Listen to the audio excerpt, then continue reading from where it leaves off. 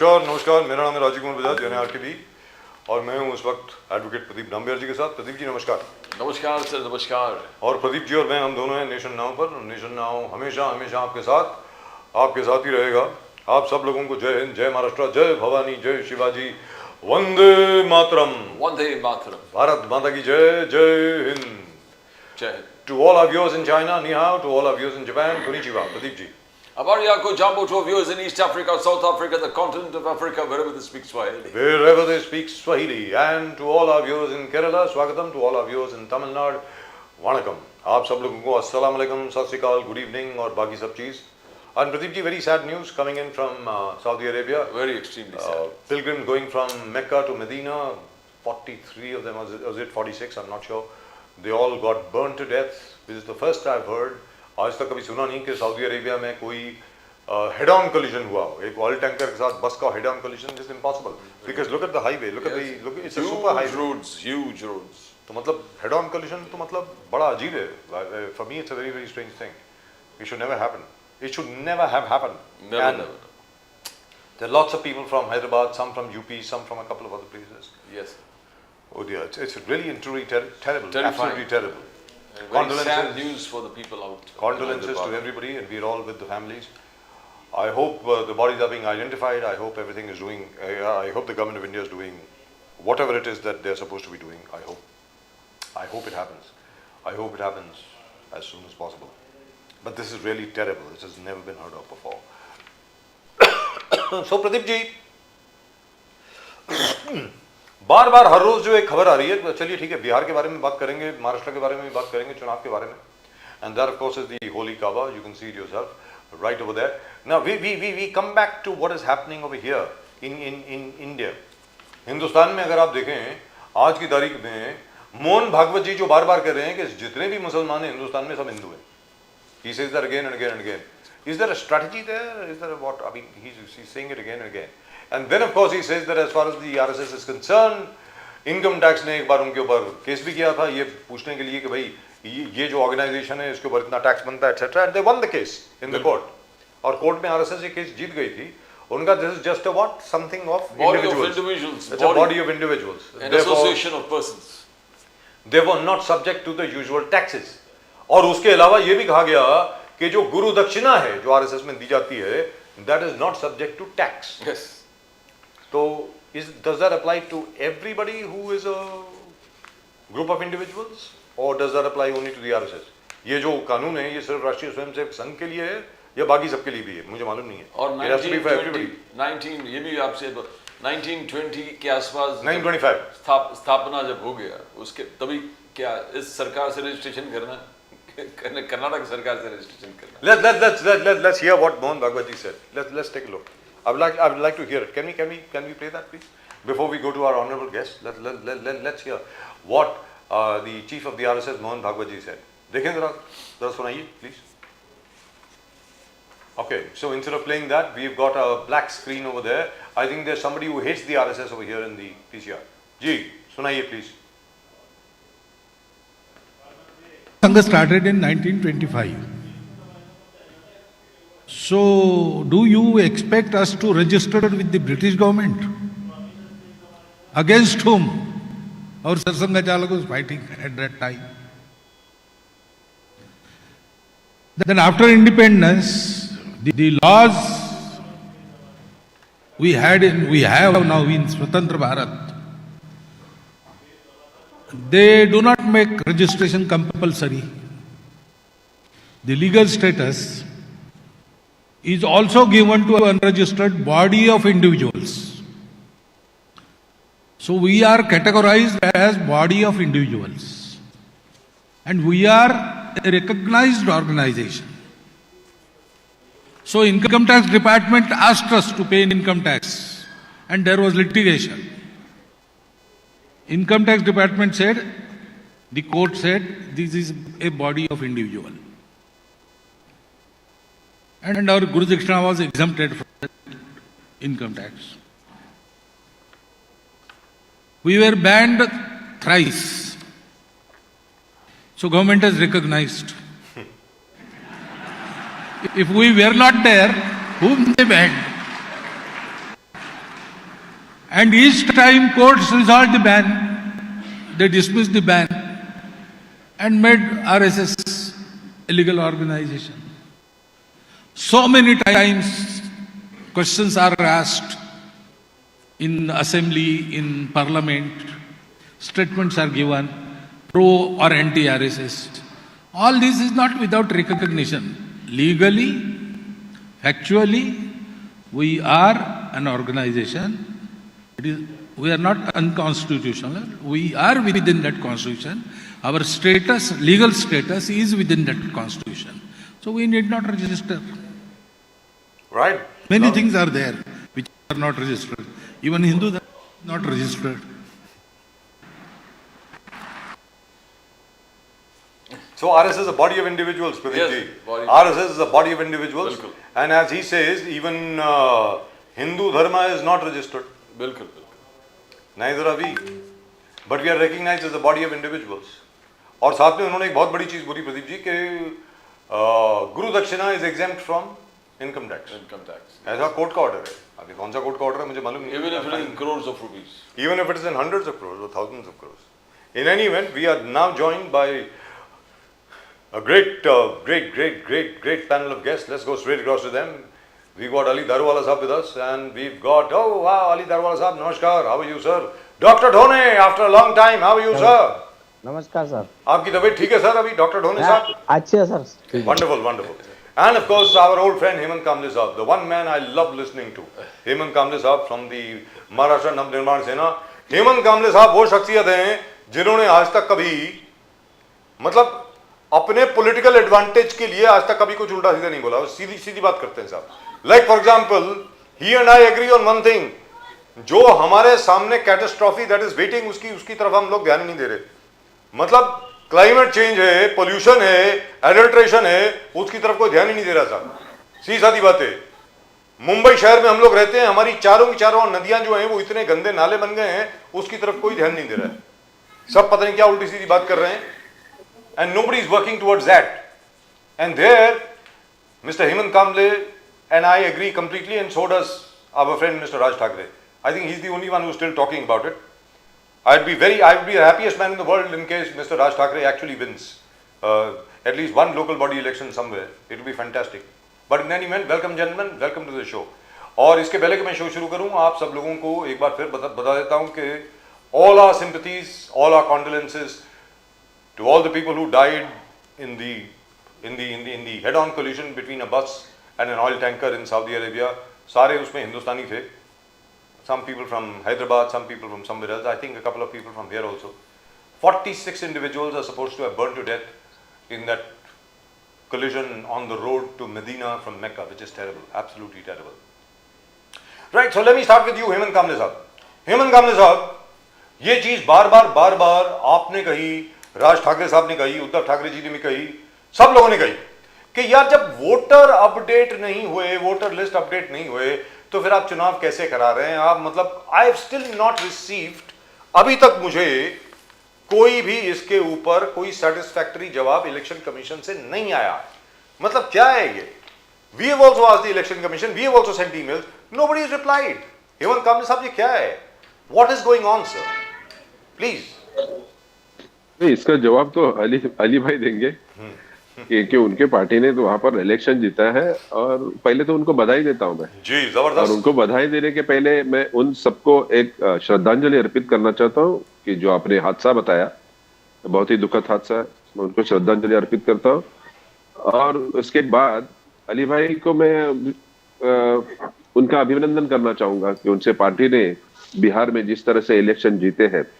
देखिए, एसआईआर की बात हो रही थी, वो बिहार में शुरू हो गई, फिर महाराष्ट्र में बात हो रही है, अभी आने वाले दिनों में जो इलेक्शंस है, तो उन इलेक्शन में भी अभी जिस तरह से एसआईआर की बात कर रहे हैं, तो एसआईआर जल्दी से जल्दी करें.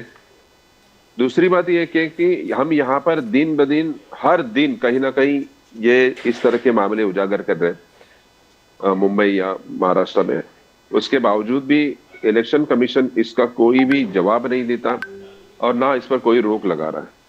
तो मैं समझता हूं कि इलेक्शन कमीशन कहीं ना कहीं जो भी यहाँ पर जो पावर में पार्टीज है उनके लिए काम करे, ना कि हमारे लोकतंत्र के लिए काम कर रही है। हेमंत जी, यहाँ के सत्य का मोर्चा, सत्य के लिए जो मोर्चा आप लोग ने ऑल पार्टीज यूनाइटेड करके यहाँ पर मोर्चा लिया था, राज ठाकरे जी उसमें अग्रसर थे। He was leading the entire movement of vote चोरी के खिलाफ। जिस प्रकार तभी कांग्रेस साथ में थे, कांग्रेस वो साथ में थे, मंच पर कांग्रेस के लीडर्स थे, मगर अब कांग्रेस कह रहा है कि we are going to fight the elections on our own. तो क्या थिंक कांग्रेस के निकलने से द यूनिटी ऑफ द सत्य का मोर्चा उसमें थोड़ा कमजोर पड़ गए थोड़े आप, हेमंत जी? प्रदीप जी और राजीव जी कि हम कहीं पर भी कांग्रेस के साथ अलायंस में नहीं थे, ना कि है। वो जो मोर्चा था, सत्य का मोर्चा, जो हमने कहा था वो था कि भाई जो वोटिंग लिस्ट में जो गड़बड़ी हो रही है इसके खिलाफ आवाज उठाने के लिए हमने सभी को बुलाया था। सिर्फ अपोजिशन में जो पार्टी बैठे उनको नहीं बुलाया था, हमने तो बीजेपी को भी बुलाया था, हमने तो शिंदे गुट के जो है उनको भी बुलाया था, तो जो है पी पवारगढ़, जो अजीत पवारगढ़, उनको भी बुलाया था कि भाई आप लोग फेस करें। क्योंकि हमारे साथ सब लोग, कांग्रेस बोल रहे हैं तो कांग्रेस विपक्ष में बैठी है, एमएनएस बोल रही है तो एमएनएस विपक्ष में बैठी है, और शरद पवार गुट बैठा है वो भी विपक्ष में बैठा है। लेकिन उसके बावजूद शिंदे गुट के लोग हैं वो भी बोल रही, मतलब वो संजय गायकवाड़ वो कहते हैं कि भाई मेरे बुल्ढाना में 1 लाख से ज्यादा वोटर्स ये बोगस वोटर्स है, वहां पर नवी मुंबई में मंदा मात्रे वही बोल रही है। तो कहीं ना कहीं सभी पार्टियां जब बोलती है तो हमने सबको आमंत्रित किया था। अब इस पर अगर बीजेपी या वो उनके साथी, उनको विश्वास नहीं था या उनको उस पर भरोसा था तो उनकी बात है, वो हम उसका कुछ नहीं कह सकते। लेकिन जहां तक ये एक बात है कि भाई जब हम इलेक्शन कमीशन को सवाल पूछते थे तो जवाब बीजेपी की तरफ से आता था, तो ये रिश्ता क्या कहलाता है ये हमें समझ में नहीं आया। जी दुरुस्त बात है। हेमंत जी, एक और चीज आपको पूछना था connected, because Samyukta Maharashtra movement is very dear to Raj साहब Thackeray, to you and everybody. और ये जो सत्य का मोर्चा का जो तुलना शरद पवार साहब ने संयुक्त महाराष्ट्र मूवमेंट से किया, तो बीजेपी से बहुत तगड़ी विरोध हुआ कि you can't compare both of them together. ये हाउ कैन यू कंपेयर संयुक्त महाराष्ट्र जो आंदोलन चल रहा था एंड वोट चोरी जो आपका सत्य का मोर्चा को आप कंपेयर नहीं कर सकते। How do you see that Hemant ji? देखिए कैसे है ना कि संयुक्त महाराष्ट्र के जो ये जो मूवमेंट चली थी वो 1954 से लेके 60 ऑलमोस्ट 6-7 ईयर चली थी। और इसमें कैसे है कि जितनी पार्टियां थी तो कांग्रेस के अपोजिशन में जितनी पार्टी थी सब उनके खिलाफ चली थी। तो मुझे लगता है कहीं ना कहीं उसी तरह का माहौल यहाँ पर बन चुका था। तो इसके लिए कहीं ना कहीं हम ये कह रहे थे, या शरद पवार जी ने कहा था कि ये माहौल उसी तरह का बना है कि जो संयुक्त महाराष्ट्र की जो मूवमेंट चली थी उस तरह का ये माहौल बना था और उन्होंने उसको कंपेयर किया था। राइट। और इसके पहले कि मैं जाऊं डॉक्टर ढोने के बाद, एक बार फिर हमारे बहुत ही चहेते नेता और बहुत ही, मैं तो उनको अपना बड़ा भाई मानता था, बाला साहब ठाकरे, उनकी आज पुण्यतिथि है। उनको मेरी तरफ से, हमारे पूरे नेशन नाउ के सभी दर्शकों की तरफ से भावभीनी श्रद्धांजलि। Today is the day when Balasaheb Thackeray left us in the year 2012 and very very sad day indeed. So I don't even know where to begin, let me tell you very frankly speaking. तो बाला साहब के बारे में मैं ज़्यादा बात नहीं करता हूँ कि आंखें भर आती हैं। So I feel kind of emotionally very very disturbed when I think of him as not being there anymore, but all the same. But I remember he was बाला साहब was the first person आपको जो इतना लंबा interview, you know, nearly 1.5-2 hours interview बाला साहब gave to you. Yes. He was very kind to me. He talked about his life from the beginning till the end. I mean, it's fantastic. Those are, though, by the way, that's the footage from that same interview, which is playing right now. Yes.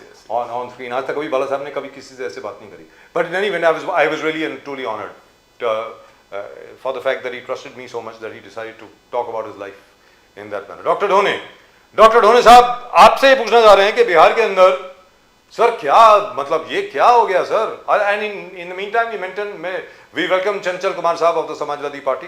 चंचल कुमार साहब नमस्कार। नमस्कार sir, नमस्कार। आपकी आवाज नहीं आ रही sir, आपका sir बहुत बहुत धन्यवाद। नमस्कार, thank you so much for coming. जी डॉक्टर ढोने व्हाट हैपेंड? मुझे लग रहा है जब मैं आपको यहाँ पे बोल रहा था, प्रदीप जी भी बोल रहे थे कि कि भैया वो 10,000 रुपए आ गए हैं उसमें अकाउंट में, आप इसके सामने कैसे लड़ोगे? आप मान नहीं रहे थे। हमने कहा साहब money in the bank means votes in the EVM sir. No wonder Ali Daruwala साहब is looking so comfortable and so happy. अब आप बोलें doctor Dhone, how will you fight this? बताइए ना डॉक्टर ढोने प्लीज। ये शुरुआत हुई मध्य प्रदेश से, लाडली बहन जी दुरुस्त बात। जो पूरी तरह से बीजेपी हारने वाली थी। पूरे ऐसे सर्वे थे कि बीजेपी मध्य प्रदेश में हारी है क्योंकि उन्हें चोरी करके सरकार बनाई थी। उन्होंने ऐसी चोरी की है कि जो सरकार कांग्रेस की बनी थी उनके लोगों को तोड़ के कुछ एमएलए अपने साथ लेके उन्होंने सरकार बनाई थी। तो ये चोरी की सरकार थी, तो सब लोगों को पता था, खुले आंखों से लोगों ने देखे थे। तो पूरा लोगों को यकीन था कि अभी पब्लिक बदला लेने वाली है। तो उन्होंने लाडली बहना का गेम खेले और लाडली बहना वहाँ पे हो गए सक्सेस। उसको देखते हुए महाराष्ट्र ने भी वही किया और महाराष्ट्र के इलेक्शन थोड़े आगे ढकेल दिए 2-1 महीने, और फिर उसके बाद में लोगों के खाते में, बहनाओं के खाते में जो है, बहनों के खाते में पैसे डाले गए। तो ये जो रकम थी वो कम थी, लेकिन अभी बिहार में 10-10 हजार डाले गए। तो किसी परिवार में 3 से ज्यादा तो महिलाएं है, कम से कम तो 3 महिलाएं किसी भी परिवार में थी, 3 महिलाएं, 4 महिलाएं, 5 महिलाएं, तो हर घर में 30,000, 40,000, 50,000 रुपए गए। इसके वजह से लोगों ने कोई जात पात नहीं देखी और सीधा सीधा लोगों ने वोट दिया। ये खरीदी करके वोट दिया है भारतीय जनता। सरकार के तिजोरी से पैसे गए, सरकार की खजाने से पैसे गए और जीत गई बीजेपी। जी तो उसका आगे तोड़ क्या है सर? एक सेकंड प्रदीप जी, तोड़ क्या है? आप लोग क्या करेंगे अभी? सर ऐसा है जी, जो तोड़ तो ऐसा है कि इसमें हर स्टेट का ये निकालना चाहिए कि आपके खाते में 10,000 रुपए गए हैं, तो लेकिन अभी कितने दिन देते हो? तो 10,000 रुपये महीना देना तो बहुत मुश्किल है। अब वहाँ का पता नहीं कितने महीने तक देते हैं। महाराष्ट्र में भी कुछ तो भी 3-4 हजार रुपए कुछ दे रहे महीना एक एक महिलाओं को। तो जितने पैसे खाते में गए उससे ज्यादा तो हर महीने महंगाई बढ़ा दिए, चीजों के रेट बढ़ा दिए।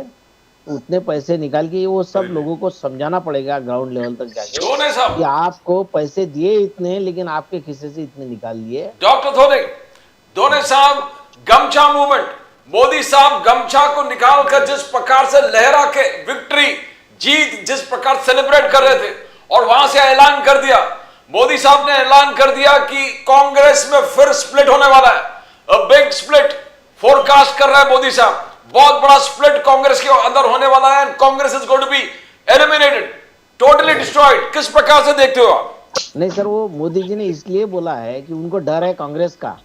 उनको लग रहा है कि कांग्रेस मजबूत रहेंगी तो सभी जो विपक्ष की पार्टियां हैं उनके साथ जुड़ जाएंगी। और फिर जैसे देखिए अभी भी कहा मोदी जी, आप मोदी जी करते हैं। मोदी जी कहा मेजोरिटी में है, आज भी 240 है, 272 चाहिए, 32 सीटें आज भी कम है। आज भी नीतीश कुमार और चंद्रबाबू नायडू अगर बाजू में हो गए तो इन सरकार चली जाती। आज कहाँ स्टेबल सरकार है? आपने तो मोदी जी को ऐसा बता दिया कि जैसे अपराजित हुई, यानी हार नहीं सकते, ये अपराजित है, इस तरह से आपने उनकी छवि बताया। लेकिन हकीकत तो हारे हुए हैं। इस बार तो हार गए ना, 302 सीटें थी, 240 पे आ गए, हार गए मोदी जी। अभी मोदी जी ऐसा बता रहे हैं महाराष्ट्र जीत गए, हरियाणा जीत गए, अभी बिहार जीत गए, तो ऐसा बता रहे कि वो मोदी जी क्या है क्या नहीं। अरे मोदी जी आपका इलेक्शन था तब कहाँ गए थे आप? तब तो आप हार गए। तो डॉक्टर धोने ये जो है ये कांग्रेस को कमजोर इसलिए करना चाहते हैं कि अगर कांग्रेस कमजोर हुई, आज राहुल गांधी जो बात करते हैं, राहुल गांधी जी किसी को डरते नहीं, जो सच्ची बात करते हैं। आज देखिए सुप्रीम कोर्ट भी भारतीय जनता पार्टी जो बोलेंगी वैसे ही चल रहा है। किसी को न्याय नहीं मिल रहा। हमको कोई उम्मीद नहीं है कि सुप्रीम कोर्ट में जाएंगे। कई मुद्दे हैं। राष्ट्रवादी कांग्रेस किसने बनाई? शरद पवार साहब ने बनाई, लेकिन सिंबल किसको दे रहे हैं आप? इसके बाद में शिवसेना किसने बनाई? बाला साहब ठाकरे ने बनाई। किसको दे रहे? आपने सिंबल किसको दिया? राफेल के मुद्दे पे क्या हुआ? ये जो बॉन्ड के मुद्दे पे क्या हुआ? आज सुप्रीम कोर्ट से भी उम्मीद नहीं है लोगों को। और चुनाव आयोग तो ऐसा है कि चुनाव आयोग को कुछ बोलो तो भारतीय जनता पार्टी के लोग जवाब देते हैं। What is the strategy sir? नहीं, स्ट्रेटजी तो ये है सर, जनता तक पहुंचाना पड़ेगा जी कि आपको देते हैं पैसे 10,000, लेकिन आपके खिस्से से 15,000 रुपए निकाल रहे हैं। जी इनके बहकावे में मत आओ। तो ये सब स्ट्रेटेजी करके पूरा उनको बताना पड़ेगा कि महंगाई कैसी बढ़ी, किस चीज की महंगाई बढ़ी, जी कितनी दुरुस्त दिन बात है। पहले लेट अब मी गो टू कितनी चंचल है। कुमार साहब। चंचल कुमार साहब तो समाजवादी पार्टी। चंचल कुमार साहब, आज की तारीख में अखिलेश यादव जी की समाजवादी पार्टी, जिसका सिंबल आपके सिर के पीछे दिख रहा है, बहुत खूबसूरत साइकिल, उसकी स्थिति जो है वो बहुत ताकतवर है उत्तर प्रदेश में। सीधी सादी बात है। जो ग्राउंड रिपोर्ट मिल रही है, हमारे जो संवाददाता है वो ये बता रहे हैं कि अखिलेश यादव जी इस बार तो भाई जबरदस्त काम कर रहे हैं। लेकिन एक फार्मूला मिल गया सर, विनिंग फार्मूला मिल गया बीजेपी को। लाडली बहना मध्य प्रदेश में, लाड़की बहना महाराष्ट्र में, विकास योजना, मुख्यमंत्री विकास योजना बिहार में, मतलब money in the bank equal to votes in the EVM. कहने का मतलब यह हुआ। तो उत्तर प्रदेश में भी चुनाव के पहले अगर इसी तरीके से पैसे बढ़ गए, लोगों के खाते में पैसे आ गए, फिर आप क्या करेंगे सर? चंचल कुमार जी। तो देखिए, सबसे पहली बात तो ये कि उत्तर प्रदेश और ये समाजवादियों के द्वारा जिस तरीके से हमारे पीडीए के महानायक माननीय राष्ट्रीय अध्यक्ष जी ने, उनके नेतृत्व में जब पीडीए ने हुंकार भरी थी, अंगड़ाई ली थी, तो 2024 में हम लोगों ने बीजेपी को हराया है और उसी की तर्ज पर 2027 भी हराएंगे हम लोग। अब एक बात तो तय हो गई है कि बीजेपी, एक तरह से कह सकते हैं आप कि भ्रष्टाचार पे भ्रष्टाचार की जा रही है। लोकतंत्र को रौंदते हुए वो आगे बढ़ना चाह रही है, आगे बढ़ रही है। अगर आप देखें बिहार इलेक्शन के पूरे, अगर आप तरीके से अगर आप देखेंगे तो रिजल्ट कैसे आया है, वहां पे किस तरीके से लूटतंत्र था, लोकतंत्र को पूरा रौंदा गया और भारतीय जनता पार्टी के नेताओं के द्वारा जो बल्क में बाहर से लोगों को ला करके इतने बड़े पैमाने पे जो है बेईमानी करी गई है कि आप कल्पना नहीं कर सकते। कई सारे बड़े रिपोर्टर्स ने बहुत सारी रिपोर्ट करी। आपने देखा होगा किस तरीके से चुनाव आयोग की बेशर्मी आपने देखी होगी कि 10,000 रुपए लगातार महिलाओं के खाते में जा रहे हैं, लगातार पैसे पड़ रहे हैं, लेकिन चुनाव आयोग मूक दर्शक बना बैठा है। आप सोचो कि उसी बिहार के अंदर आपने देखा होगा किस तरीके से एक प्रत्याशी के द्वारा एक व्यक्ति की हत्या कराई जाती है, सरेआम उसके ऊपर गाड़ियां चढ़ाई जाती हैं। ये पोस्टमार्टम पीएम रिपोर्ट में भी आया। उसके बावजूद भी वहां पे चुनाव आयोग क्या कार्रवाई करता है। और आपने देखा होगा कि किस तरीके से उत्तर प्रदेश में यहां पे दारू बिकती है, लेकिन बिहार में दारू नहीं बिकती है, बैन है। बिहार में बैन है, लेकिन जितना खुलेआम पे तौर पे दारू वहां बिक रही थी, आम मतदाता को, आम लोगों को मिल रही थी, आम लोगों की पहुंच में थी, लेकिन चुनाव आयोग पूरी तरीके से मूक दर्शक बना बैठा रहा। आपने देखा होगा कि किस तरीके से बिहार के अंदर पूरा नंगा नाच हुआ और एक व्यक्ति जो आपने देखा होगा कि अमित शाह जी ने कैमरों पे फोटो लगा करके होटल्स में बड़ी बड़ी डील करते रहे, अधिकारियों को मोटिवेट करते रहे। चंचल कुमार जी, आप सोचो, चंचल कुमार जी, मोदी साहब का कहना है द विक्ट्री इन बिहार, जंगल राज खत्म, मंगल राज को लोगों ने वोट दिया, end of the caste system. बोले Bihar voted for social justice, वहां पर कास्ट सिस्टम को फेंक दिया। MY अभी मुस्लिम यादव नहीं है, महिला यूथ है, महिला सशक्तिकरण और यूथ को आगे बढ़ाने का प्लान जो है मोदी साहब और नीतीश कुमार जी का, वो सक्सेस हुआ। हम उसी क्या सोशल जस्टिस प्रिवेल किया? चंचल कुमार जी, एक बात मुझे आप बताइए, महिला युवा का नारा दे रहे हैं मोदी जी। आप मुझे एक बात बताओ, उसी बिहार के अंदर वो जंगल राज की बात करने वाले लोग, बिहार के अंदर लॉ एंड ऑर्डर की स्थिति क्या है? युवाओं की बात आप कर रहे हो। अकेले रेलवे में तकरीबन 4 से 5 लाख नौकरियां खत्म कर दी मोदी जी ने। और आप सोचो कि जहां पे रेलवे एक बड़ा डिपार्टमेंट होता था नौकरी देने वाला, और एक डिपार्टमेंट नौकरियां खा गई। युवाओं के पास नौकरी नहीं है, बेरोजगार है। आपने देखा होगा भर भर के ट्रेनें वापस जा रहे हैं लोग, गुजरात जा रहे हैं, पंजाब जा रहे हैं, दिल्ली जा रहे हैं, साउथ जा रहे हैं, लोग जा रहे हैं बिहार वोट देने के बाद। बीजेपी ने किस तरीके से जो है ट्रेनों में भर भर के पहले पहुंचाया, उनके टिकट कटवाए, और आपने देखा होगा बीजेपी के बड़े नेताओं के साक्ष्य के साथ जो है कई बड़े नेताओं के आपने देखा होगा वो बिहार में वोट डालते हुए, दिल्ली में वोट डालते हैं उनके प्रूफ के साथ, लेकिन कोई कार्रवाई हुई? आप सोचो ये देश में आप आज भारतीय जनता पार्टी के हाथ में संविधान खतरे में। आप आज उत्तर प्रदेश में आपने देखा होगा आदरणीय आजम खान साहब के ऊपर और आदरणीय उनके बेटे अब्दुल्ला साहब के ऊपर उनको जेल भेजा गया, और वहीं पे इनका एक विधायक है, डिप्टी सीएम है बिहार के अंदर, जिसने दो वो एफिडेविट नहीं बोल पाता, हाफी डेविड बोलता है। वो हाफी डेविड कहने वाला व्यक्ति जिसने अपनी उम्र छुपाई, जिसने चीटिंग की, बेईमानी करी, गलत एफिडेविट दिया उसने और चुनाव आयोग को गुमराह किया। वहां पे पहले जो है कम उम्र बता करके जो है जुवेनाइल कोर्ट से बाहर जो है एक तरीके से मर्सी मिली उसको, वहां से बचा, और वो व्यक्ति जो है जेल जाने के बजाय और डिप्टी सीएम बना बड़ा, उसके खिलाफ एक भी कार्रवाई नहीं हुई। वहीं पे आप उत्तर प्रदेश में देख लो, आप डबल पैन कार्ड के मामले में बता रहे हो आप, ना जाने कितने फ्रॉड बीजेपी में हो रहे हैं, आनंद सिंह जी, कोई कार्रवाई हो रही है क्या? अब चंचल आगे कुमार उत्तर जी, प्रदेश की जहां तक आपने बात करी है, सुनिए, आपने महिला युवा की बात कर रहे थे, मैं बता दूं उत्तर प्रदेश महिला अपराध में नंबर 1 है। जी, और दुरुस्त बात है। बीजेपी के लोगों को सोचना पड़ेगा उत्तर प्रदेश में 2024 में जब पीडीए के लोगों ने अंगड़ाई ली थी, तो रिजल्ट आपके सामने है। जब पीडीए के लोग लड़ाई लड़ने जा रहे हैं उत्तर प्रदेश में, और उत्तर प्रदेश में बीजेपी का खदेड़ा होना तय हो चुका है। तो ये बताएं चंचल कुमार जी, आप चंचल कुमार कोई जी, भी लुभावने वादे कर लो, क्योंकि एक सेकंड सर, आपके लोगों ने सुना है, आपने 500 रुपए का गैस सिलेंडर बांटने की बात करी है, आपने न जाने क्या क्या योजनाएं लेके आए, कहीं दुरुस्त बात है। हरियाणा में स्कूटी दे रहे थे, दिल्ली में स्कूटी दे रहे थे। तो बीजेपी वाले इनके झूठ को जो है हम उत्तर प्रदेश के लोग पर्दाफाश कर दिए हैं। उत्तर प्रदेश में इनकी दाल नहीं सर चलने वाली है। Question for you, sir question for you sir, अभी तक जो मुझे इलेक्शन लॉ के बारे में मालूम है, मैंने बहुत इलेक्शन कवर करी है, 42 साल हो गए मुझे, 43 साल हो गए मुझे पत्रकारिता में। ज्यादातर अभी तक क्या होता है कि जब भी किसी कॉन्स्टिट्यूएंसी में, please correct me if I am wrong, all 4 of you are veterans, all sitting with me, आप सब लोग इलेक्शन लॉ के बारे में जानते हैं। क्या इलेक्शन लॉ में कोई बदलाव आया है सर? चंचल कुमार जी पहले आप बताएं। आनंद सिंह जी जो हैं एक कैंडिडेट की हत्या कर देते हैं जिसके एवज में वो जेल में हैं, ऐसा आरोप उन पर है।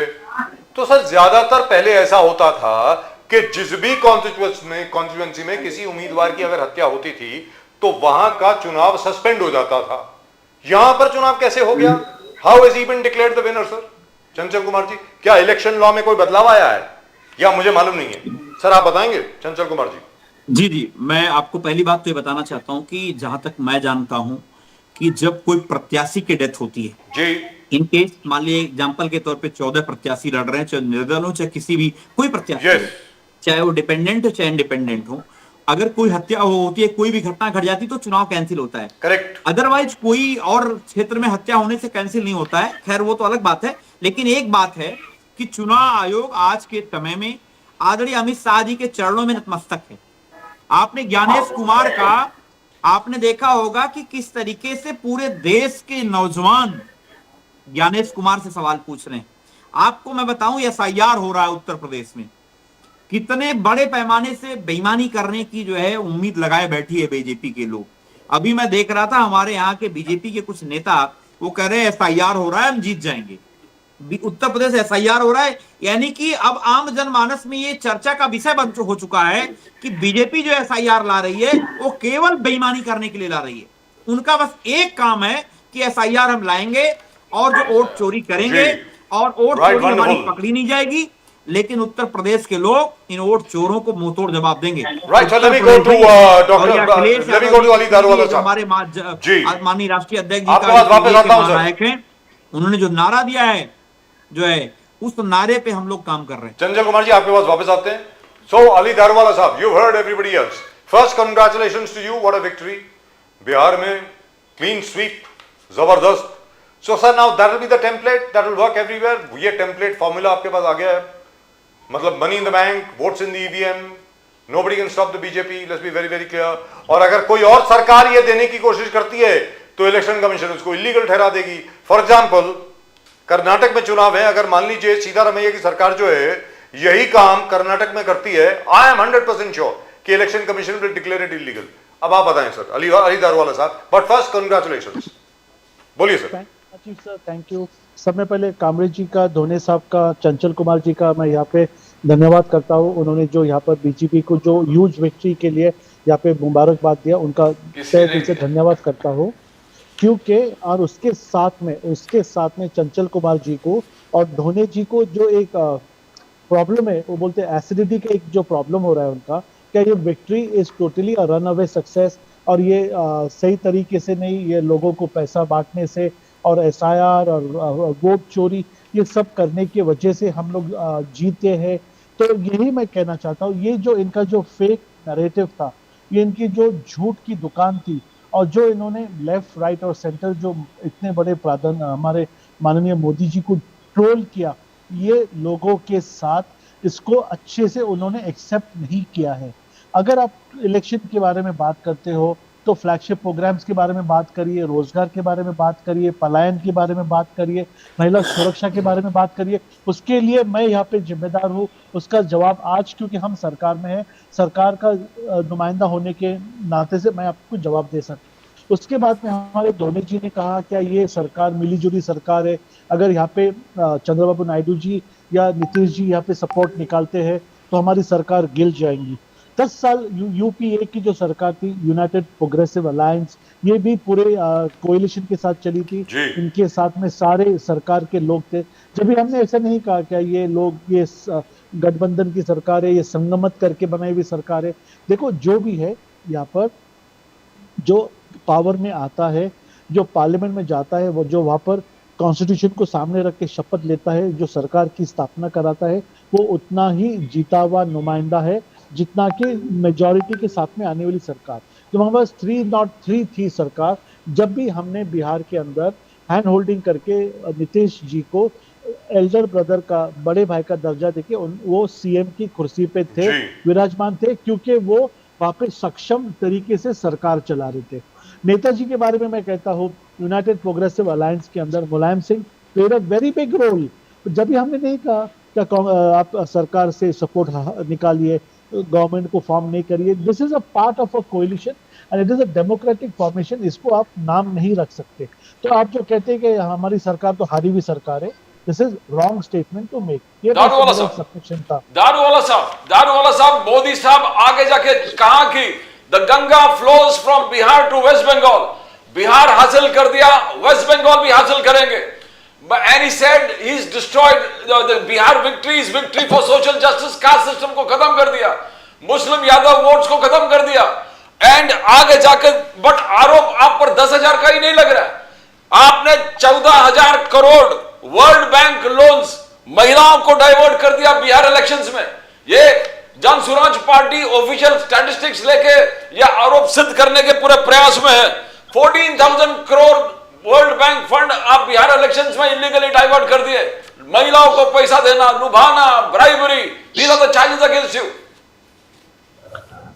बोलिए दारूवाला साहब। या 100% ओवर हियर, ये जो आरोप हम पे लग रहे हैं कि हमने महिलाओं को पैसे देके लुबाड़ा है, ये सब में पहले ये कहना एक छोटी सोच, इसको इतनी छोटी सोच कहते हैं, हमारी बहनाओं को पैसा देना। देखिए आज जो महाराष्ट्र के अंदर नगर पालिका के अंदर इलेक्शन हो रहे, वो तो मेरे अकेले के नहीं, यहाँ पर कामली जी बैठे, उन्होंने ये के बारे में मुझे अच्छी तरह याद है कि महिलाओं को जो 50% रिजर्वेशन महानगर पालिका के अंदर दिया, उसका स्वागत मुझे पता है एक मराठी डिबेट के अंदर, मैं इसी चैनल के माध्यम से कह रहा हूँ कि कामली जी ने उसका स्वागत किया था।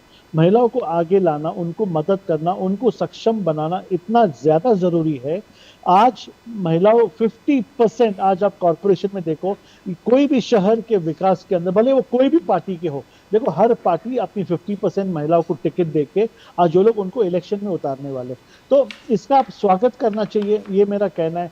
और पार्लियामेंट इलेक्शन के अंदर 33% रिजर्वेशन है, तो ये सब स्टेप्स को आपने स्वागत करना चाहिए, बल्कि उसको ट्रोल करने की आवश्यकता नहीं है कि आप यहाँ पे लुबाड़ रहे हो, लाज दे रहे हो, रिश्वत दे रहे हो। ये कहना एक वेरी डेमोक्रेटिकली रॉन्ग लैंग्वेज है सर।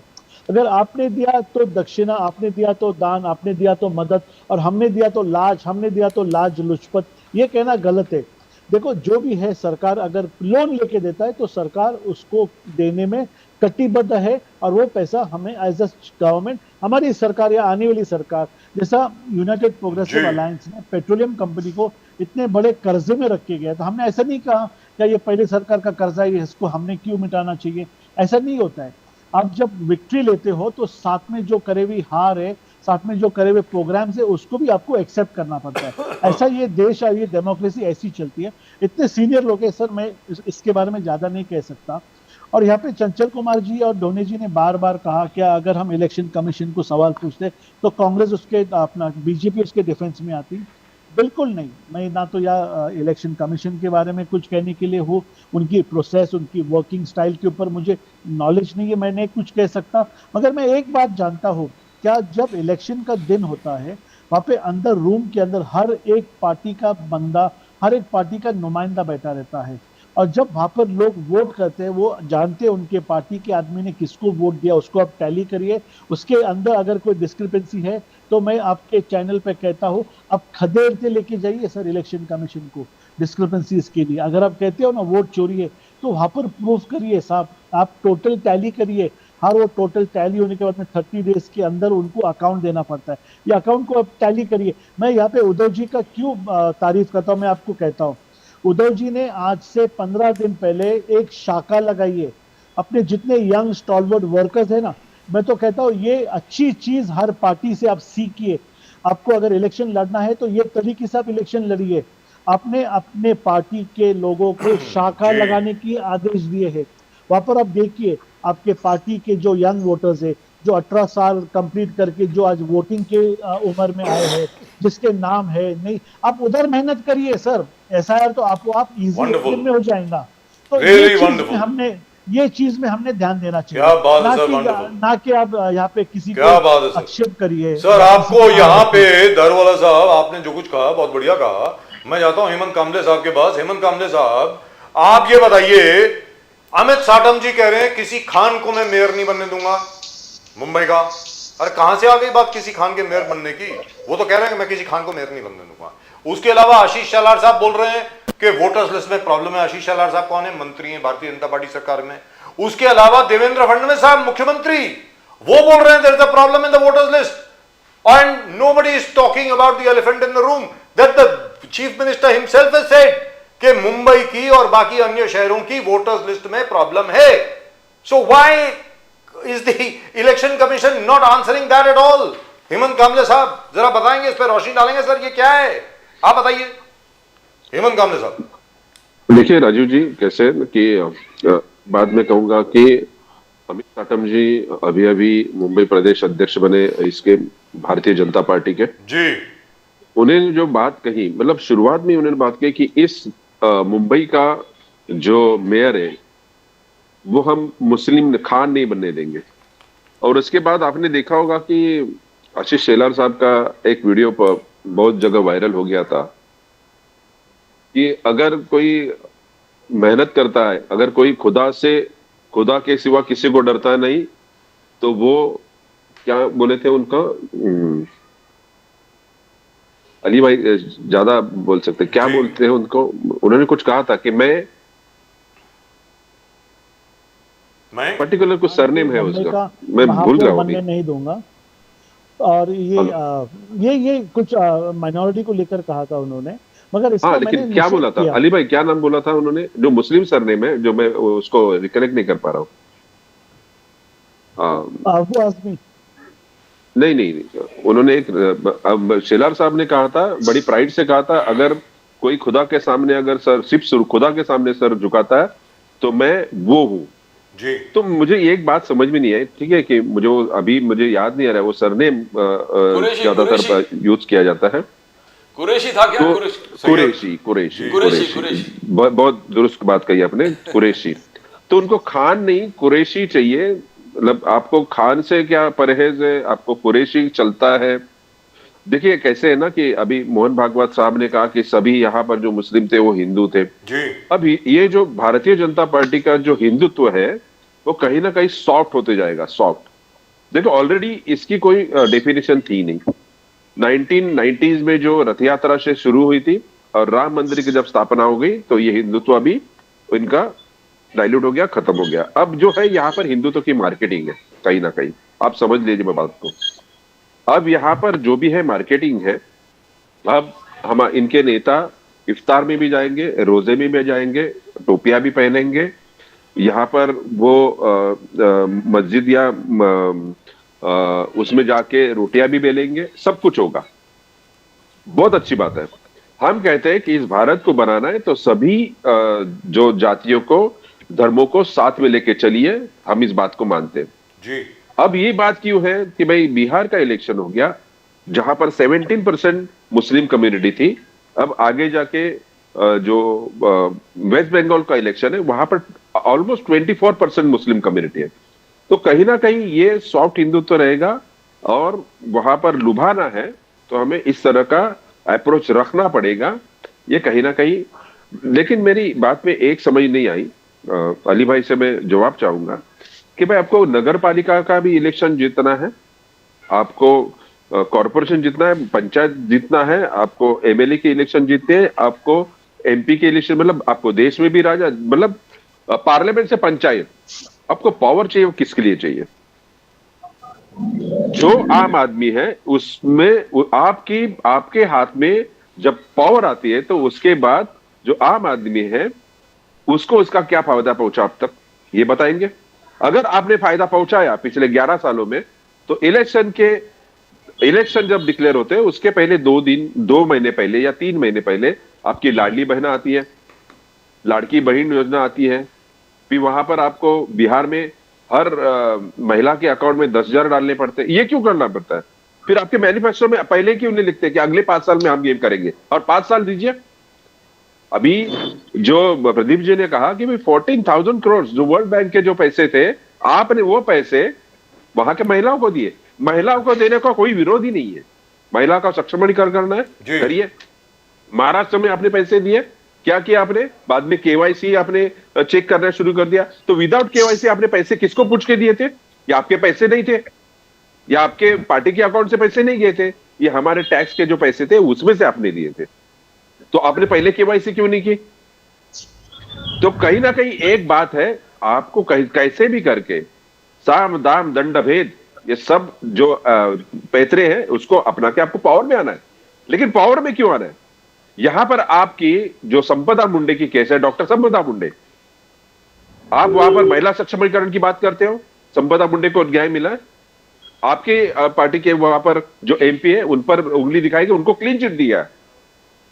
यहां पर संतोष देशमुख को अब तक कोई ज्ञान नहीं, वहां पर उनको न्याय नहीं मिला है। ये क्यों? आपने कहा महिला सक्षमीकरण की बात करते हो, आप ये कहते हो कि भाई महाराष्ट्र जो है ये पुरोगामी राज्य है।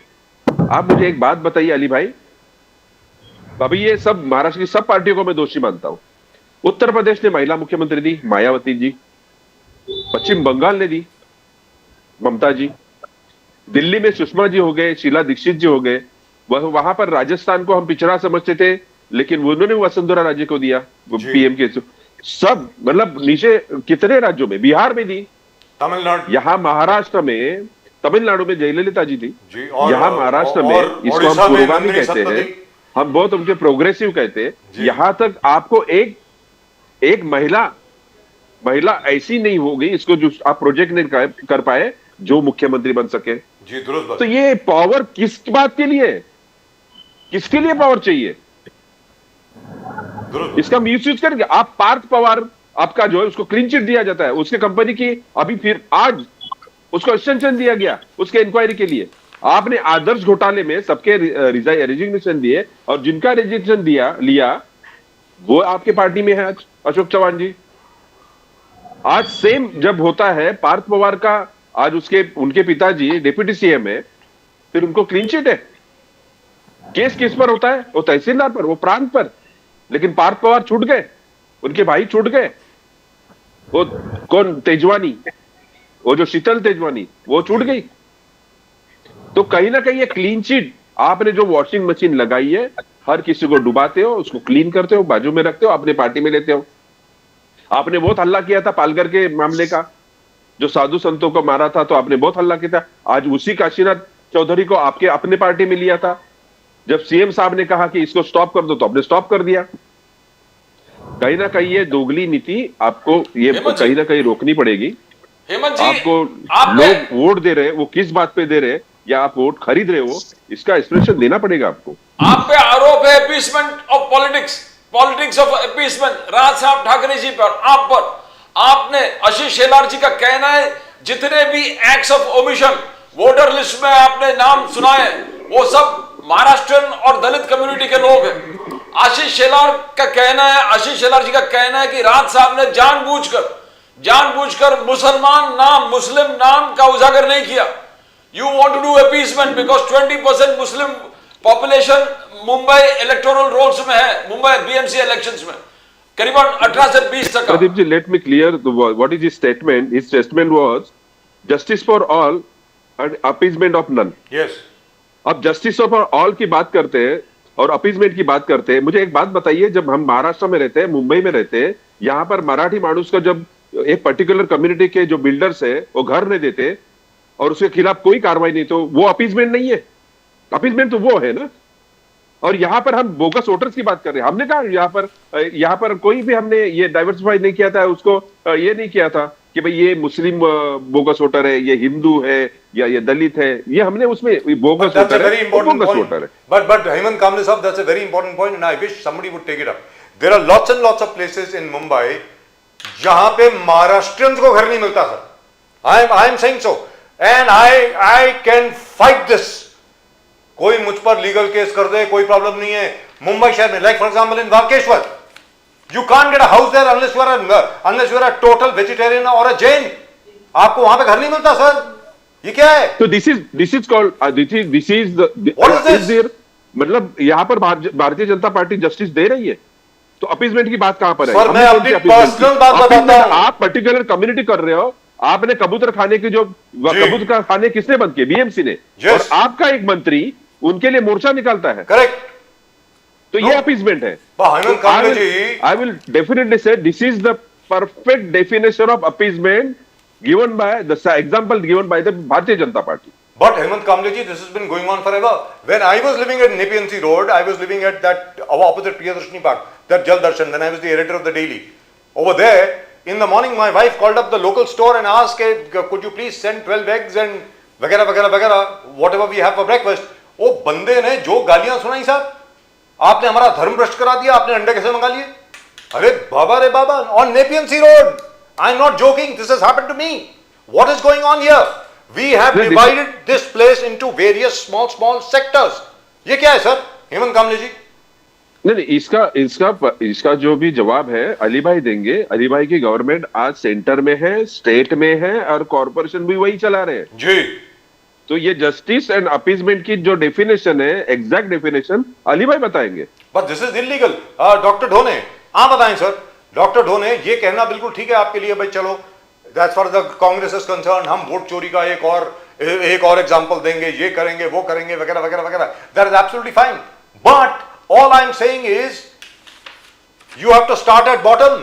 जैसे अभी भी हेमंत कामले साहब ने कहा कबूतर खाना बंद किया गया, बीएमसी ने बंद किया on a WHO report, world health organisation की रिपोर्ट है कि कबूतर जो हैं it is the carrier of the worst possible viruses and bacteria. उसको प्लीज अपने घर के आसपास मत जाने दीजिए। You know what they are described as, you are a doctor yourself sir, आपको मालूम होगा, they are called rats on wings, rats with wings, चूहा विद विंग्स। और उन्हीं के मंत्री जाकर के आज, इसी सरकार के मंत्री जाकर के उस पर प्रोटेस्ट कर रहे हैं। डॉक्टर ढोने, ये क्या हो रहा है सर? अब आप बताएं। सर ऐसा है, कबूतर अगर कबूतर के संपर्क में अगर ज्यादा दिन रहे तो आदमी को जो दमा रहता ना, अस्थमा जी वो हो जाता है, आदमी जल्दी मर जाता है। करेक्ट। ये ऐसा है। तो कबूतर इनको तो ऐसा है, इनको आदमी यानी मानव जाति का कोई महत्व नहीं इनको। ये है वो जो लालू प्रसाद जी बोलते हैं ना कि ये जो अमित शाह ने बोले थे कि मैं शाकाहारी हूँ, तो वो बोले शाकाहारी है लेकिन ये नरभक्षी है। इनको ये नॉनवेज खाते नहीं लेकिन ये आदमी को खा लेते हैं सर। कई आदमी इन्होंने खा लिए, ऐसे लोग है ये। अभी कांबळे साहब बोल रहे थे, दारूवाला साहब को पूछो, दारूवाला साहब क्या बोलेंगे?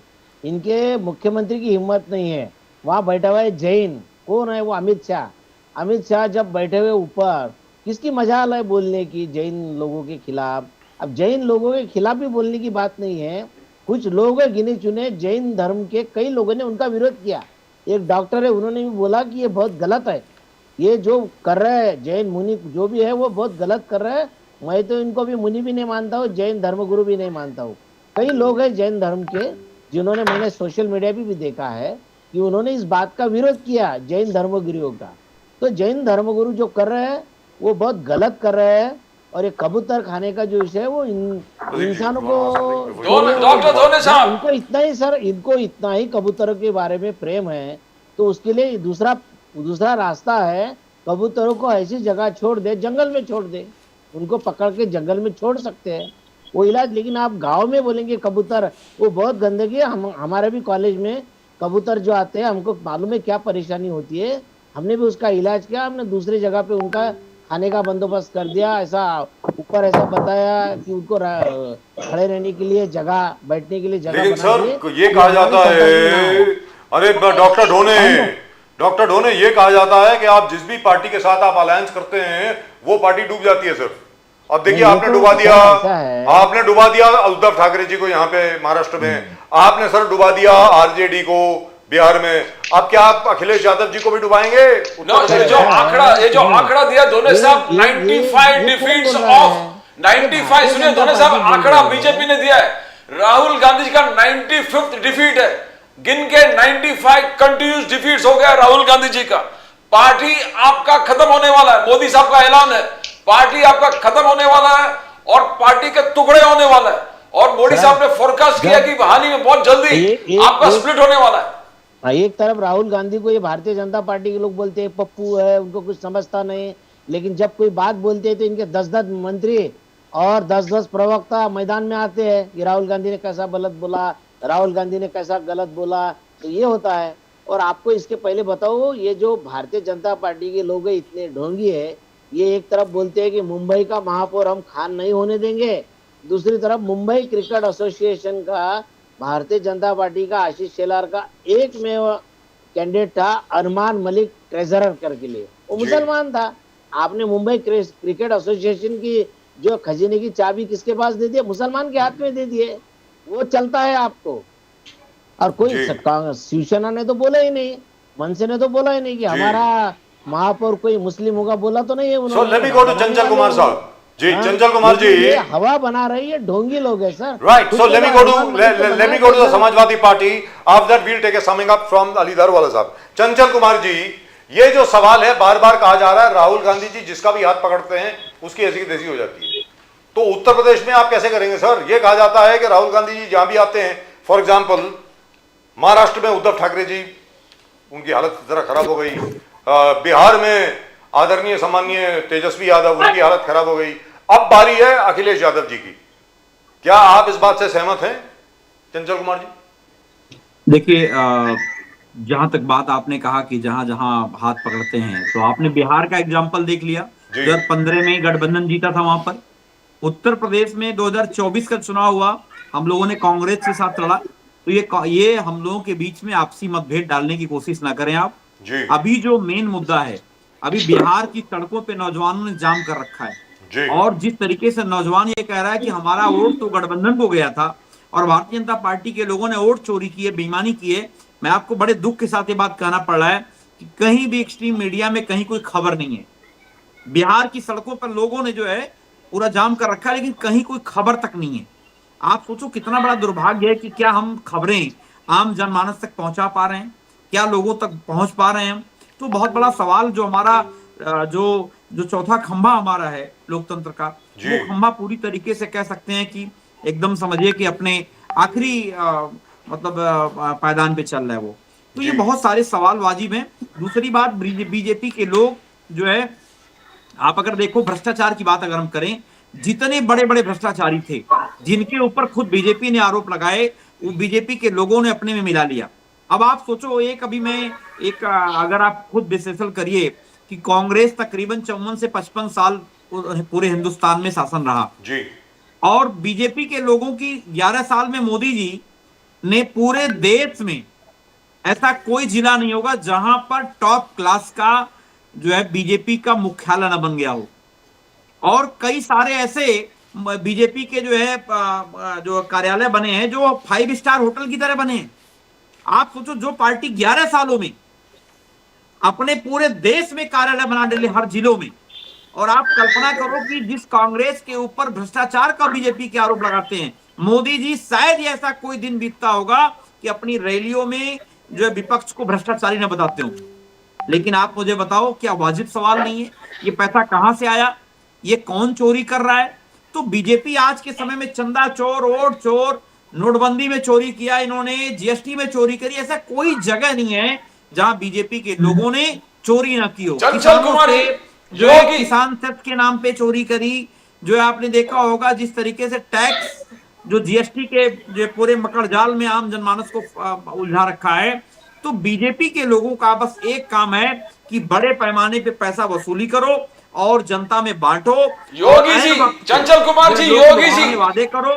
योगी जी, आपने देखा होगा योगी जी का कहना है कि नामकरण होगा, नाम चेंज करेंगे।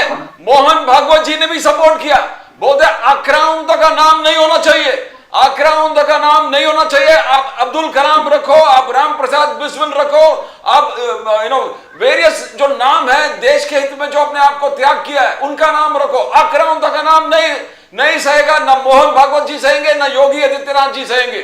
तो मोहन भागवत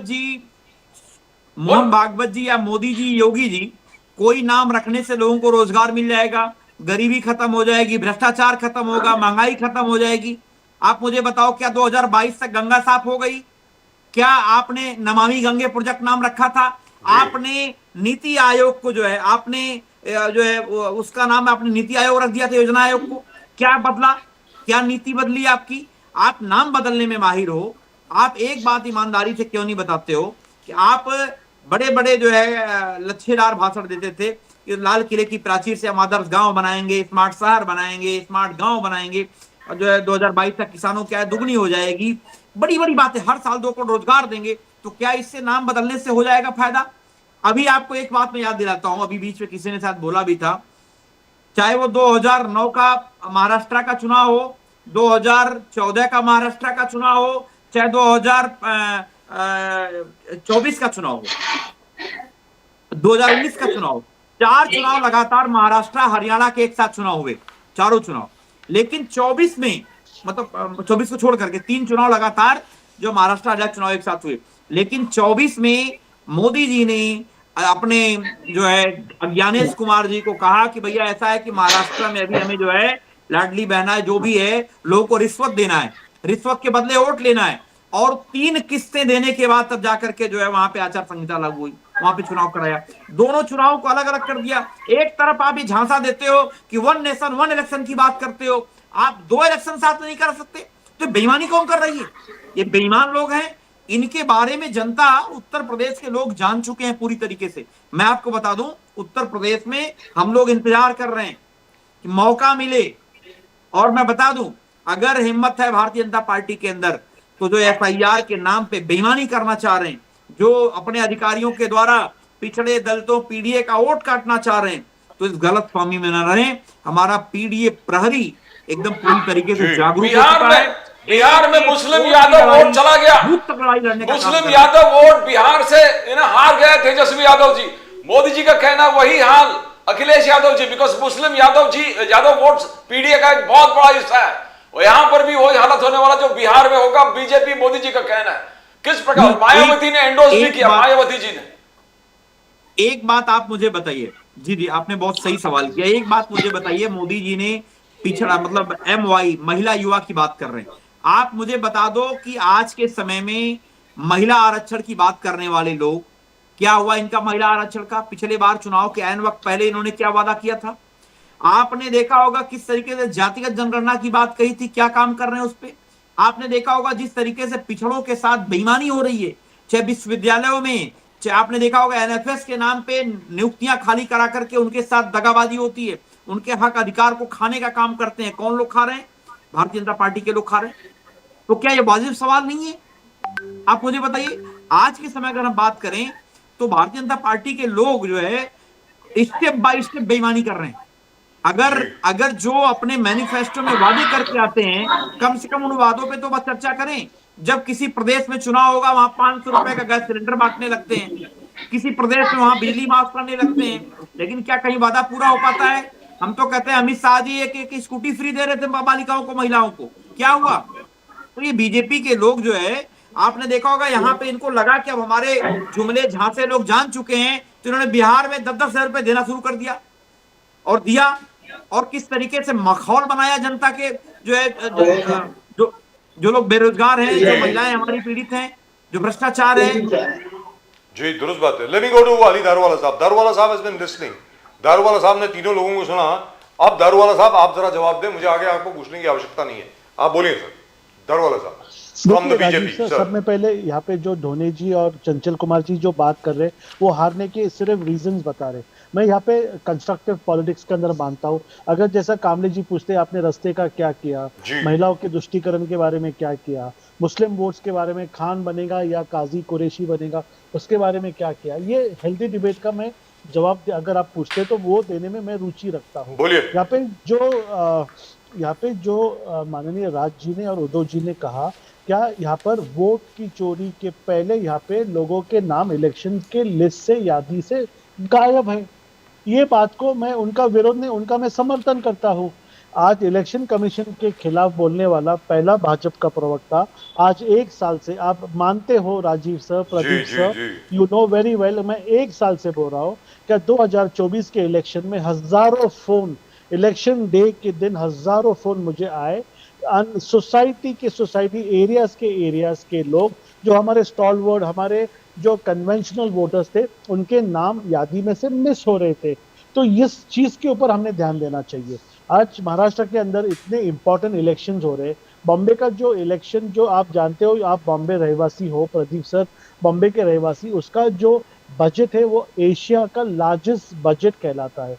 तो वहाँ के लोगों को हम क्या सुख सुविधा देंगे? आज बेशक बहरहाल 2 साल हम लोग सत्ता में है, वहाँ पे एकनाथ शिंदे जी के आशीर्वाद से उनने जो एक इतना बड़ा पराक्रम किया, क्या चलती सरकार को ठोकर मार के उन्होंने भाजपा के साथ आया, हमारी विचारधारा के साथ आए, उन्होंने जो यहाँ पर सैफ्रन अलायंस के साथ में हाथ मिलाया, ये एकनाथ शिंदे जी का उपकार हम भूल नहीं सकते, क्योंकि वो जानते थे अगर ये देश का हमें समीकरण करना है, ये देश को अगर तरक्की की राह में हमको डालना है, और मोदी जी के साथ हाथ मिलाने में अक्लमंदी है। वैसे ही यहाँ पर चंद्रबाबू नायडू ने यही सोचा, यहाँ पे नीतीश कुमार जी ने भी यही सोचा, खैर आगे चल के राज जी भी और उद्धव जी भी सोच सकते। अगर आपको लोगों तक, आखिरी व्यक्ति तक यहाँ पे पायदान में जाकर अगर आपको उनका कल्याण करना है, तो आप रूलिंग गवर्नमेंट के साथ आओ। यहाँ पे राहुल जी का, मैं देखो उनको मैं ट्रोल कभी नहीं करता, जैसे धोनी साहब ने कहा आप उसको वर्ड्स में, तो ऐसे वर्ड्स जिंदगी में और कभी भी आपके चैनल पे मैंने सम्माननीय राहुल जी के बारे में ऐसा नहीं कहा, is our leader of opposition. जो यहाँ पे रेड फोर्ट के बारे में हुआ, मैंने 1 सेकंड में कहा, उनके साथ में विचार विमर्श होएगा। ये जो हुआ है हादसा, इसके अंदर leader of opposition equal responsible with the sitting government. ये ऐसी गवर्नमेंट चलना चाहिए, ऐसा आपस में हेल्दी डिस्कशन होना चाहिए, ये मेरे विचार है। यहाँ पर मैं राज्य के पार्टी के बारे में, जो हमको ट्रोल भी करते, बेशक वो कभी जब वो आक्रामक होते तो टोल के बारे में, रास्ते के बारे में, ये नदी के बारे में, ये पोल्यूशन के बारे में पूछते, ये सवाल एक सर्वसामान्य नागरिक पूछता है। और बोलते सरकार में आने से हमने क्या किया, हमने क्या सुधार लाया, आज यहाँ पे लोगों को साफ स्वच्छ हवा मिल रहा है क्या, यहाँ पे जो पोल्यूशन हो रहा है उसके बारे में हम क्या कर रहे हैं। एक नागरिक होने के नाते मैं ये मानता हूँ कि 70% अगर हमारी जिम्मेदारी है तो 30% ही, सिर्फ 30% ये गवर्नमेंट की जिम्मेदारी है। हमने समीकरण करके साथ में चल के, ऑपोजिशन को भी साथ में लेके, ये गवर्नमेंट ने ये देश को खूबसूरत बनाने के लिए काम करना चाहिए। मगर एक बात है, ये बात मैं आपके माध्यम से कहना चाहता, 10 साल आप कोई भी सिटी में जाइए, टियर 1, टियर 2, टियर 3, वहाँ पे डेवलपमेंट के काम है, मेट्रोस के काम है, एयरपोर्ट के काम है, हाईवेज के काम है। आज हमने मुंबई पुणे एक्सप्रेस हाईवे जो ऑलरेडी 4 लेन है, उसको 8 लेन करने का, जो यहाँ पर गडकरी गवर्नमेंट और उद्धव ठाकरे जी की, जो वंदनीय बाला साहेब ठाकरे जी का जो गवर्नमेंट के टाइम में जो एक एक्सप्रेस, सुपर एक्सप्रेस हाईवे बना था, आज वो आबादी को देखते हुए वो एक्सप्रेस हाईवे भी छोटा पड़ रहा है। 1 लाख गाड़ी की यातायात है वहां पर, उसे 8 लेन किया जा रहा है। तो इसके बारे में आप सवाल करिए, उसके बारे में आप हमको कॉर्नर करिए, आप हमारे गिरेबान पे हाथ डालिए, आप सवाल पूछ के काम करवा के लीजिए हमारे से। हम Right. बेशक भगवान नहीं है, गलती सरकार से भी होती है, वो सरकार को गलती मानने में और My one question to you, sir. चलाने में, इसमें मैं रुचि रखता हूं। अली दारूवाला साहब, एक छोटा सवाल है आपसे। ये हेमंत कामले साहब न जाने कितनी बार सवाल पूछ चुके हैं, बाकी सब लोग भी पूछ चुके हैं, आज मैं पूछ लेता हूं। क्या है सर, लंदन में, you been to London, London में हमेशा बारिश होती है सर, 24 घंटे 365 दिन बारिश होती है। मुंबई से ज्यादा बारिश होती है, कई कई जगह पे महाराष्ट्र से ज्यादा बारिश होती है। वहां पर मुझे आज तक कभी पॉटहोल नहीं दिखे सर। यहां पर समृद्धि मार्ग, ये मार्ग, वो मार्ग, अटल सेतु, और सर 2 बारिश के बाद इतने बड़े बड़े गड्ढे आ जाते हैं। तो sir don't you think you should do something about it? Let's be very clear. जो करप्शन की बात कर रहे थे लोग, जो कॉन्ट्रैक्टर पॉलिटिशियन ब्यूरोक्रेट नेक्सस की बात कर रहे थे सर, मुंबई में तो उसका सीधा साधा जागता हुआ एग्जाम्पल, उदाहरण साहब के सामने है। Even in BKC where our offices, this is supposed to be the elite business district of Mumbai. Just step out. अभी रोड रिपेयर हुई है सर, अभी। राजीव सर, मेरी बात को सुनिए, ध्यान से सुनिए मेरी बात को। मैं 2 व्हीलर चलाने वाला व्यक्ति हूँ। रास्ते के ऊपर खड्डे से क्या होता है वो आप मुझे पूछिए, मुझे नहीं लगता ये So why is it happening? कोई भी So why you allowing it? 2 wheeler चलाता है सर, इतना आक्रोश, इतना गुस्सा और इतना मुंह से सर, अभी तो वैसी बात मैं चैनल पे नहीं कर सकता, ऐसी गाली। तो उन्हीं को कॉन्ट्रैक्ट क्यों देते हो सर? सर मैं किकबैक जरा कम लीजिए ना। मेरी बात सुनिए ना, मैं तो कह रहा हूँ वो कॉन्ट्रैक्टर जिसने ये रास्ता बनाया, रास्ते के स्टार्ट में वो कॉन्ट्रैक्ट की कंपनी, उसका अमाउंट और उसका नाम लिखिए, और ये रास्ते के तो क्यों नहीं करते हो? सरकार आपकी है, चोर है वो, तो सरकार आपकी है। चप्पल निकाल के उसको चप्पल मारिए सर। ये कहने वाला मैं पहला। तो सर क्यों नहीं कर रहे हो ये तो बताओ। Why aren't you doing it? That's what I would love to know. That's what Hemant Kamble ji would like to know. Chanchal Kumar साहब would like to know. Dr. Dhone would like to know. लोग ये कहते हैं कि ये टार road है और बारिश में टार निकल जाता है, कंक्रीट करिए। फिर कंक्रीट करेंगे तो उसके फ्लडिंग होता है, उसके साइड इफेक्ट्स है, ग्राउंड वाटर पर्कुलेशन नहीं होता है। But it is high time एक policy decision how do they make such roads? चाहिए। कंक्रीट रोड्स बनेंगे तो ये शहर Sir, I would like to know one thing. Sir, I would like to know only one thing from you, Ali Daruwala साहब, और इसको जरा ऑब्फस्केट मत कीजिए. Don't go round and round the question. How do they make such beautiful roads in London, in Cologne, in Berlin, in Paris? How are the roads so beautiful, sir? And there are some roads, by the way, which are 300 years old. 300 साल पुरानी सड़कें हैं sir. Cobbled stones उसमें 300 साल पुराने हैं. अभी तक उसमें कोई क्रैक नहीं आया. सर, हमारी सड़कें 2 दिन के अंदर कैसे खराब हो जाती हैं? आप मुझे बताओ sir. Is there something wrong with the budget? Are you taking too much of a kickback? आपको बहुत बड़ा kickback मिल रहा है, जरा कम ले लीजिए. We can only request, sir. अब आप बताइए, चलते चलते दारूवाला साहब, अगर आप जवाब देना चाहते हैं तो प्लीज. ये कहा गया था कि कोई भी कॉन्ट्रैक्टर पकड़ा गया तो उसको सड़क पे खड़े होकर मारेंगे. चंचल कुमार जी कुछ बोलना चाह रहे हैं, बोलिए सर प्लीज. आप हमारे यशस्वी मुख्यमंत्री जी ने जी गोरखपुर लिंक एक्सप्रेसवे का उद्घाटन किया है. जी, आप बिलीव नहीं करोगे, जिस मुख्यमंत्री जी ने इतने बजट बढ़ा करके गोरखपुर लिंक एक्सप्रेसवे का उद्घाटन किया, वो पूरी तरीके से उखड़ गई है. दारूवाला साहब, आपको मैं बता दूं कि बीजेपी पूरी दुनिया की सबसे भ्रष्ट पार्टी है और भ्रष्टाचारियों का बहुत बड़ा गिरोह है, मैं कह सकता हूं. आप अगर देखो आज के समय में अपने उद्योगपति साथियों को पैसा कमाने के लिए टेंडर में कितना खेल किया जाता है. इसे उत्तर प्रदेश राजकीय निर्माण निगम, जिसने सैकड़ों बिल्डिंग बनाई होंगी और कितने बड़े बड़े बिल्डिंग, लोक भवन से लेकर के बड़े बड़े प्रोजेक्ट पे काम किए लोग. मैं राजीव सर एक बता रहा हूं छोटी सी वानगी आपको. यहाँ पे अभी एक कम्युनिटी सेंटर बनाने जा रही सरकार 1200 करोड़ रुपए का, और जो उत्तर प्रदेश राजकीय निर्माण निगम का एक ठेकेदार, वो जो है ठेका पा जाता है, लेकिन उत्तर प्रदेश राजकीय निर्माण निगम ठेका नहीं पाता है. एक ठेकेदार दारूवाला साहब, आप कल्पना करो कि भ्रष्टाचार किस पैमाने पे है उत्तर प्रदेश के अंदर और पूरे देश के अंदर. और 1-2 रोडें नहीं है.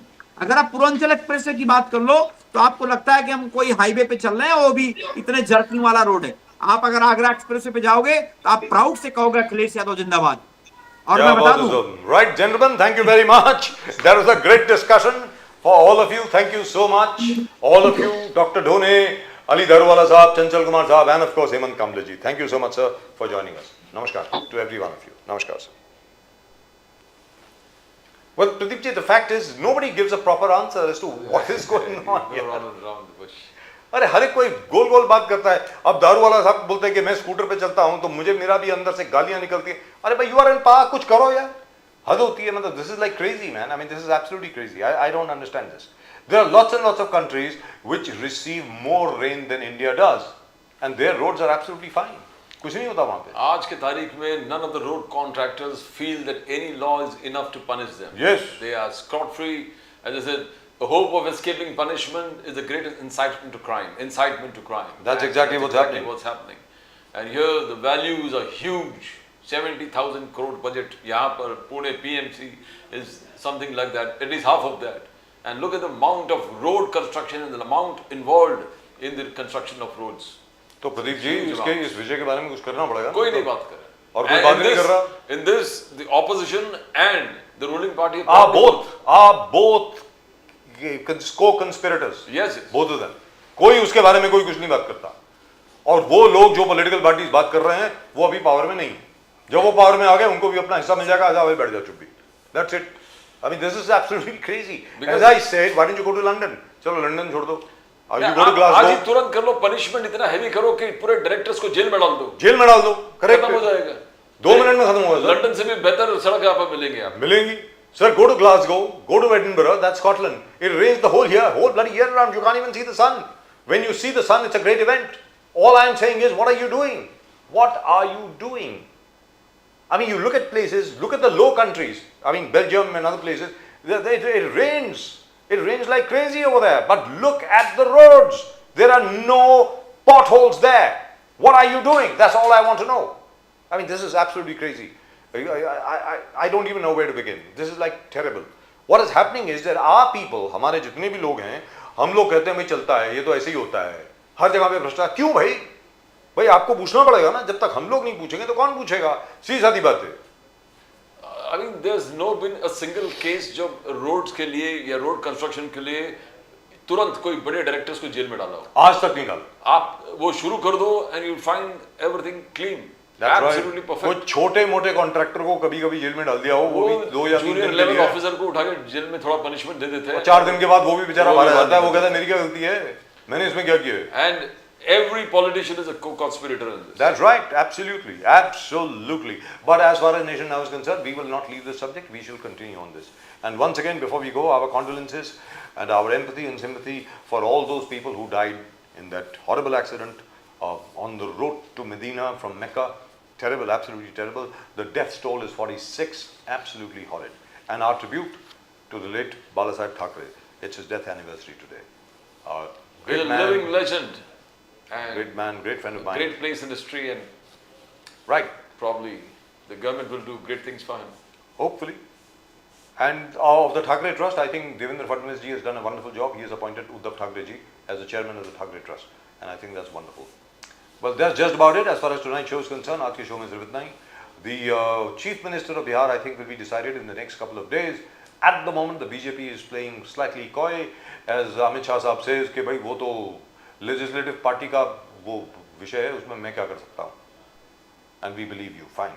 But all I'm saying is, I think it will probably be Nitish Kumar ji again, unless they decide to accommodate Nitish Kumar Sahab in the center. Unless One- his health is so bad that probably. Maybe. But he seems to be, after this victory, he seems to be bouncing around. So, well, that's just about it as far as tonight's show is concerned. And of course, we must talk about the horrible defeat at the hands of South Africa yesterday at the Eden Gardens, as Sunil Gavaskar said, and so many other people said, कि भाई we don't have people who just stand. आपके पास 3 दिन और पड़े हैं ना test match के, आप आराम से खड़े हो जाइए, खेलिए. आजकल कोई आराम से खड़ा नहीं होता Pradeep ji. Nobody stands. Lazy shots. We are all playing IPL. We are in the IPL mode. कि अभी तीन अगर बॉल हो गई जिसमें एक भी रन नहीं बना तो अगले चौथी बॉल पे छक्का मारिए तो आप आउट ही होंगे. I mean, but congratulations to South Africa. Congratulations to Mr. Bavuma, Themba Bavuma. Oh, what an innings! Fantastic. And what a record as a captain. He's played 11 tests as captain, drawn 1, won 10. Brilliant record. And as far as Mr. Gautam Gambhir and Mr. Ajit Agarkar are concerned, don't get me started off on that. That's a very, very touchy subject indeed. They have left out so many talented cricketers I don't really know why. I don't know why they are running their personal petty agenda for revenge. I don't know whom they are trying to take revenge on. One of these days, boys, you are going to find yourself out on your butt. That's what's going to happen. Well, that's just about it from both Pradeep ji and myself. और अगर आपने अभी तक channel को subscribe नहीं किया तो please subscribe करें. Please do subscribe to the channel. Pradeep ji. The fastest growing channel of the nation. When you subscribe, push your finger on that arrow, subscribe. You subscribe to the fastest growing channel of the nation. Nation Now. Nation now. और अपने comment जरूर भेजें. From both Pradeep ji and myself. We'll see you again tomorrow. तब तक के लिए नमस्कार. जय हिंद, जय महाराष्ट्र, जय भवानी, जय शिवाजी, वंदे मातरम. Vande Mataram. भारत माता की जय. जय हिंद.